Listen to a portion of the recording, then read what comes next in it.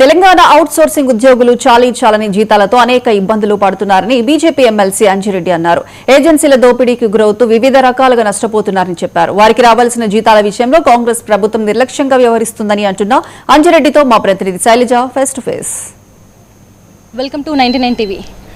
తెలంగాణ ప్రభుత్వంలో out sourcing ఉద్యోగుల పరిస్థితి చాలా దారుణంగా తయారైందని చెప్పుకోవాలి. ఎందుకంటే ప్రభుత్వం దగ్గర నుంచి వెళ్ళి వస్తానన్న బకాయిలు కావచ్చు, అదేవిధంగా వాళ్ళకి సంబంధించిన టీఏడీఏలు ఏవైతే ఉన్నాయో వాటి విషయంలో కూడా ఇటు ప్రభుత్వం నిర్లక్ష్యంగా వ్యవహరిస్తుందని చెప్పేసి కూడా ఇటు అవుట్ సోర్సింగ్ ఉద్యోగులు అయితే చెప్తున్న పరిస్థితి. దానికి సంబంధించి మాట్లాడడం ప్రస్తుతానికి మనతో పాటు ఇటు బీజేపీ ఎమ్మెల్సీ అంజిరెడ్డి సార్ అయితే ఉన్నారు. సార్ నమస్తే. నమస్తే అండి. ఇప్పుడు అవుట్ సోర్సింగ్ ఎంప్లాయీస్ సుమారు 5 లక్షల మంది ఉన్నారు. వాళ్ళ కుటుంబాలు ఎన్నో సంవత్సరాల నుండి 15 సంవత్సరాల నుండి పనిచేస్తూ ఉన్నారు. మీరు చూస్తూ ఉన్నారు అన్ని డిపార్ట్మెంట్లో పనిచేస్తూ ఉన్నారు. మేజర్ డిపార్ట్మెంట్ హెల్త్ డిపార్ట్మెంట్లో అయితే 1,00,000 పైన, రెవెన్యూ డిపార్ట్మెంట్లో అయినా అన్ని డిపార్ట్మెంట్లో ప్రతి డిపార్ట్మెంట్లో లేని డిపార్ట్మెంట్ లేరు. అదేవిధంగా ఈ అవుట్ సోర్సింగ్ ఎంప్లాయీస్ ఏదైతే ఉన్నారో చాలామందికి వాళ్ళు పేమెంట్ ఇస్తలేరు. ఈ అవుట్ సోర్సింగ్ ఏజెన్సీస్ ఏవైతే ఉన్నాయో వాళ్ళు పేమెంట్ కలెక్షన్ చేసిన తర్వాత, గవర్నమెంట్ నుంచి కలెక్షన్ చేసిన తర్వాత పేమెంట్ ఇస్తలేరు. Out sourcing employees is getting the lot of money. మీరు చూస్తూ ఉన్నారు. యాక్చువల్ ఏంటంటే స్టేట్ గవర్నమెంట్ 21,536 రూపాయలు ఇస్తే వాళ్ళ చేతికి 13,000 అంత ఉన్నాయి. 8,000 రూపాయలు గ్యాప్ వస్తూ ఉన్నది. ఈ 8,000 ఇంటూ 5 లక్షల మంది సుమారు 400 కోట్లు అవుతుంది. సంవత్సరం వస్తే 5,000 కోట్లు అవుతుంది. అదేవిధంగా మీరు మొన్న ఆధార్ లింక్ చేస్తే దగ్గర 60,000 మంది ఎలిమినేషన్గా అయింది. అంటే పని చేయకున్నా కానీ వాడు ఎన్ని సంవత్సరాల నుండి డబ్బులు తీసుకుంటా ఉన్నారు. 60,000 మీరు గుర్తుపెట్టుకోండి. 60,000 × 20 అంటే దగ్గర 1,000 కోట్లు. అంటే సంవత్సరానికి 1,000 కోట్లు అంటే ఎన్ని సంవత్సరాల నుంచి వాళ్ళు 10 సంవత్సరాల నుంచి తీసుకుంటారా? 10,000 కోట్ల స్కామ్ అది. ఇది పెద్ద స్కామ్. ఇది ఈ విధంగా చూస్తే 5,000 కోట్లు, ఆ విధంగా చూస్తే 10,000 కోట్లు. మరి దీని వెనుక చేపలు ఎవరైతే ఉన్నారో వాళ్ళందరినీ, చేపలు ఎవరైతే దీంట్లో తప్పు చేసిరో వాళ్ళందరూ పట్టుకోవాలి. అదేవిధంగా పక్క గవర్నమెంట్ ఉంది. 2018లో వాళ్ళకి కార్పొరేషన్ చేశారు. కార్పొరేషన్ చేస్తే వాళ్ళ అమౌంట్ 21,000 వస్తుంది. దాన్ననే ఏమని చెప్తా ఉన్నారు, పర్మనెంట్ కాదు, ఏది కాదు, దీని మీద డిపెండ్ అయ్యి ఎన్నో సంవత్సరాల నుంచి పనిచేస్తూ ఉన్నారు. భార్య పిల్లలు లెక్కనే ఉన్నారు, స్కూల్ పిల్లలు లెక్కనే చదువుతూ ఉన్నారు. దీనికి అలవాటు పడ్డ తర్వాత ప్రతి ఒక్కరు ఐఏఎస్ ఆఫీసర్, డ్రైవర్లు అయినా లేకుంటే బాయిగా పనిచేసే వాళ్ళన్నా ప్రతి ఒక్కరు అన్ని డిపార్ట్మెంట్లో నీకు చాలామంది మీరు చూస్తూ ఉన్నారు. ప్రతి డిపార్ట్మెంట్లో పనిచేస్తూ ఉన్నారు. ఒక జూనియరు ఆర్ సీనియరు ఏ విధంగా అయితే పనిచేస్తున్నారో అంతకన్నా ఎక్కువ పనిచేస్తూ ఉన్నారు.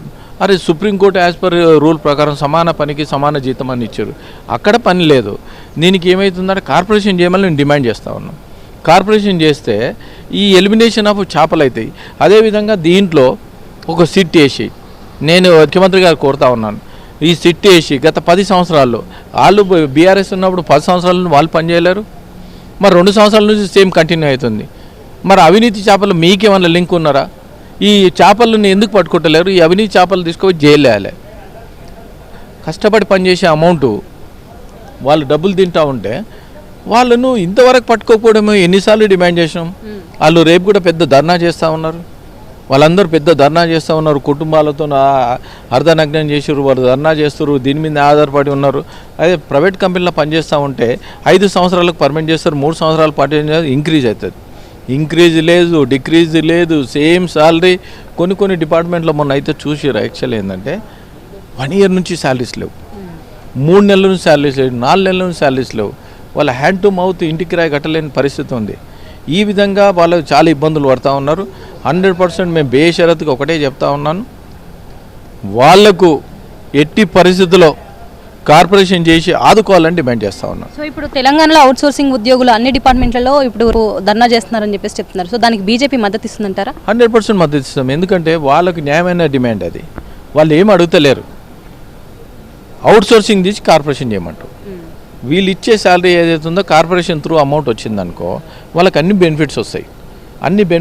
న్యాయమైన అమౌంట్ వస్తుంది. ఈ 8,000 రూపాయలు ఏదైతే ఉందో ఆ 8,000 రూపాయలు ది కిక్ బ్యాక్స్ అయినా లేకపోతే ఎంతోమంది అవినీతి పరులు ఉన్నా అవన్నీ పోతాయి. డైరెక్ట్ అమౌంట్ వాళ్ళకి శాలరీస్ వస్తుంది.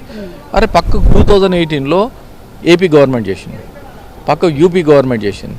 మొన్న కర్ణాటక గవర్నమెంట్ కూడా మంత్రివర్గం మీటింగ్ పెట్టాడు. దానికి క్యాబినెట్ మీటింగే 100% చేస్తామని చెప్పారు.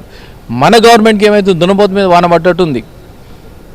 మా మండలిలో కూడా మాట్లాడినాను, అది మాట్లాడినాను. కనీసం దానికి జవాబు చెప్పి 80% వాళ్ళకి చేస్తాను మాట ఇచ్చినాం అనుకో. ఇప్పుడు మార్చి వరకు టైం ఉంది, దాని టైం ఎక్స్టెండ్ చేయదు, 100% చేయాలని చెప్పినాను.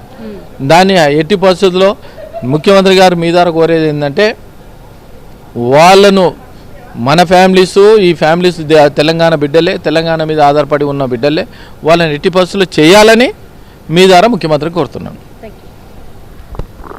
మొత్తానికి ఇటు అవుట్ సోర్సింగ్ ఉద్యోగులకు రావాల్సిన బెనిఫిట్స్ ఏవైతే ఉన్నాయో ఆ బెనిఫిట్స్ని కూడా ఇటు రేపు పెద్ద మొత్తంలో ఇటు అవుట్ సోర్సింగ్ ఉద్యోగులు అన్ని డిపార్ట్మెంట్లకు సంబంధించి కూడా ఇటు ధర్నా నిర్వహించబోతున్నారు.